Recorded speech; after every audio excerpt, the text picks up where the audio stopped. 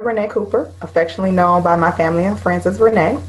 I am a domestic abuse survivor. I was in an abusive relationship for approximately 15 years until I was thrown out of my home approximately 2008.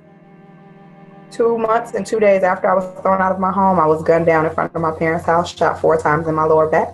But to God be the glory, I'm still walking, talking, breathing, and able to sit in front of you today to tell my story.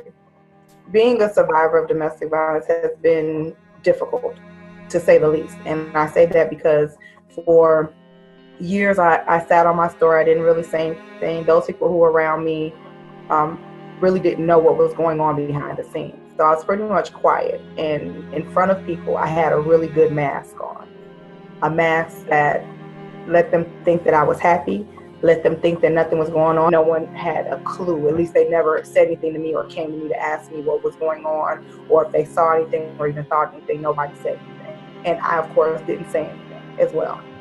So fast forwarding today, because of that situation or those situations, I was able to share because I had a girlfriend of mine who actually lost her life to gun violence as well. Her children's father ended her life very unexpectedly.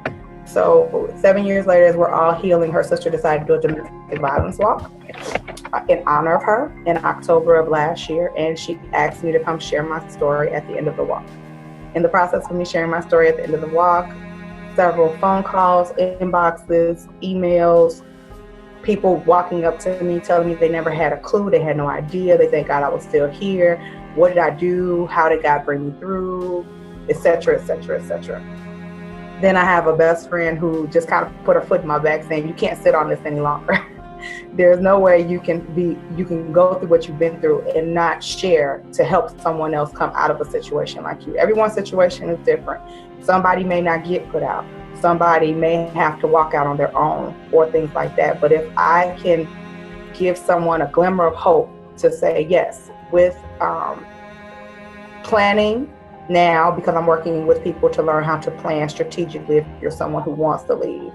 I wanted to leave and I had prayed for an exodus. Did not expect to get my exodus the way I got my exodus. I was actually trying to save to get a job, a second job, trying to save so I wouldn't have to go back to my parents' house. I wanted to be able to get my own apartment and do those things like that. So my plan was not God's plan.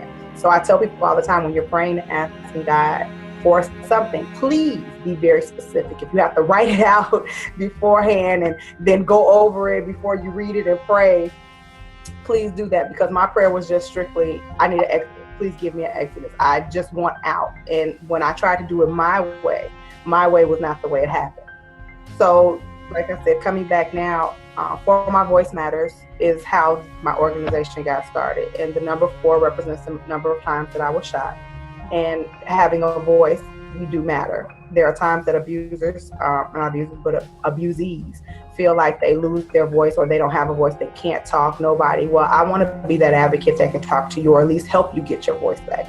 We have a voice. We allow, regardless of what it is, we allow people to do what they do to us. And sometimes people say it sounds harsh the way I'm saying it, but this is how I processed it.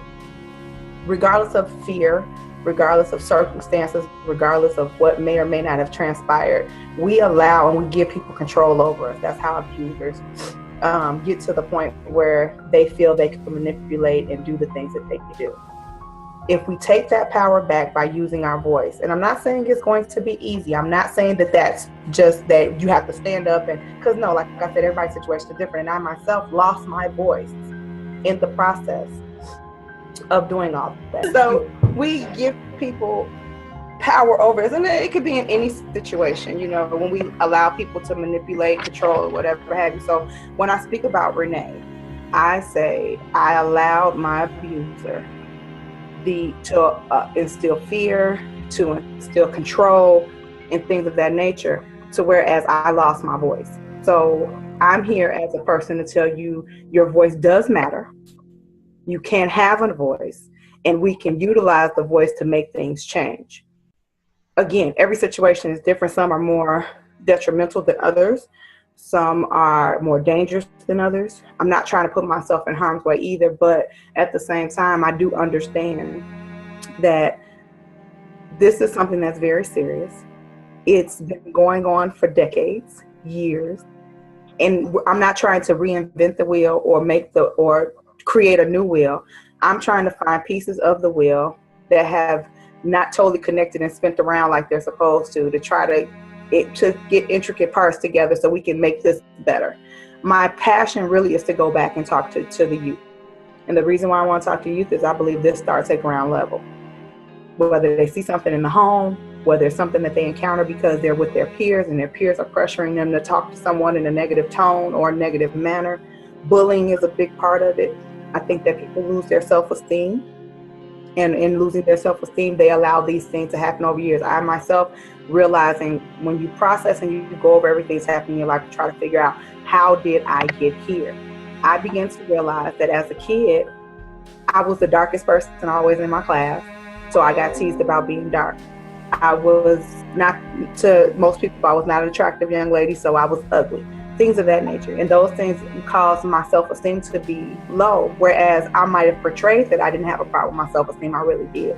And being vulnerable, sharing those issues or problems with my abuser, when he would build me up at first, he would say, "Oh, well, you're beautiful. Don't worry, I want you, I love you, I want this, I want that, this, that, and the other." And then to turn around with the cycle of abuse to tear me down. Nobody wants you. No, you're not pretty. No, you're ugly. You're fat. This, that, and the other. So it's so important to get back to the youth, I believe, to talk to them and let them know you have to love self first. If you love self first, no matter what anybody tells you, you will be able to get through, and nobody can get into your mental capacity to deter you to think otherwise. So that's where my passion is right now, as far as my campaign is really to go back. I want to get into school systems. I want to get into youth programs. I want to be able to talk to youth and start there. Eventually moving up, I also know and believe that abusers need help too. If we're always just helping the abusee, then the problem will never help itself, because the abuser himself or herself, because there are females that abuse as well, they are not getting the help that they need to stop doing what they're doing. And they'll go from this relationship into another relationship doing the same thing. So progressing children, the abusee, to help them get out of this situation, to make them a survivor. The abuser, to assist them to knowing there is something better. You don't have to be like this. Let's find out where the problems stem from, how we can get you help and get you past this. And then eventually, hopefully with grants, with people donating, with people helping, I can do an underground railroad type thing. There are those situations where abusers don't want help because they feel like they don't need help. They feel like nothing's wrong with them. They feel like that they're perfectly fine. So the the abusee, has to get out of that situation by any means necessary. And sometimes just to pack a bag and walk is not that easy, because they'll follow you, they'll tend to stalk you, things of that nature.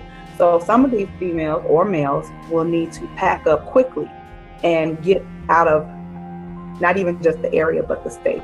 So if I make connections across the country, if the funding comes in and this person needs to pick up and leave, I can just pick them up, connect them with someone in whatever state or country they want to go to. They can move forward. We can get them housing. We can help them with job placement, things of that nature. So that's my long-term goal. And also to probably even have a home here in somewhere in the Chicagoland area. And that would be to 2 or 3 bedroom apartments, maybe an 18-unit building, where they could possibly live rent-free, maybe, or at least utility-free. They can save their money while they're there. So they will be able to, after 12 to 18 months, they'll have enough money saved up where they didn't have to pay rent, and they can actually move or do whatever they need to do and get themselves to safety. So those are my long-term goals. So that's the story. Thank you so much. That's the story in a nutshell.